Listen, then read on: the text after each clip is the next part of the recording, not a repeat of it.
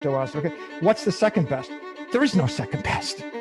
There's no second best crypto asset. There is no second best cryptocurrency, except maybe there is. As the Ethereum ETF gets approved finally, and 8 companies now are able to list the Ethereum ETF, including one Grayscale, which has Michael Saylor. They're expected to have over $110 million worth of outflows. And it's just so funny to me that there is really nothing like price to change sentiment. And now the price is higher and sentiment has changed as Michael Saylor has completely changed how he feels.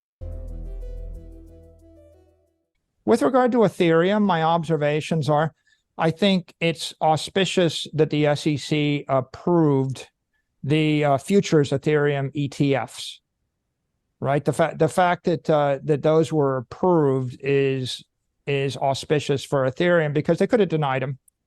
I think there's still a lot of uncertainty around what happens next because all the various use cases, are under, regulatory scrutiny. So I think that in order to understand what happens next, you kind of have to be very sensitive to regulatory developments with regard to DeFi, with regard to crypto securities, with regard to stable coins.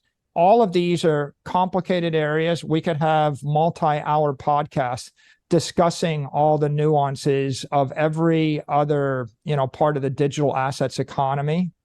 NFTs are interesting, stable coins are interesting, crypto digital exchanges are interesting, all these DeFi things, they're interesting. They're all interesting, they're all controversial, they're all risky. And I just want to make the point, which I make before, it's like, I think the 7,000 publicly traded companies are risky.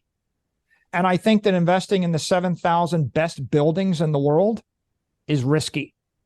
And I think buying the 7,000 most desirable paintings ever painted is risky.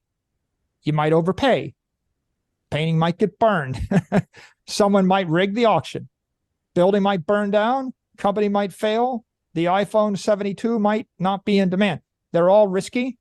Everything in the digital asset economy and the crypto economy, it's all risky too. So, you invest in all those things at your own peril, caveat emptor. Right?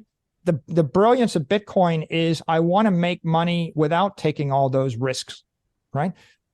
And so that's all I have to say on this subject. And So to be fair to Michael Saylor, he still is a Bitcoin maxi, very much so. And I partially agree with him. Out of all of the thousands and thousands of cryptocurrency, there is only one that I know for sure will be here 20 years from now. I'm not a Bitcoin maxi, but I am a Bitcoin mostly. And for me personally, this ETF means absolutely nothing because I will not be buying it at any point in time because it's the oldest thing in crypto, not your keys, not your crypto. Overall, I do think that this is a big step for cryptocurrency. However, let us not forget the lessons of the bear market during the bull market, as Mt. Gox is just now paying out the things that it lost. The ETF, in my opinion, is going to be serving the boomers who do have the most amount of money, and it's the old adage, well, I have a guy for that. You don't need a guy in crypto, but they want one.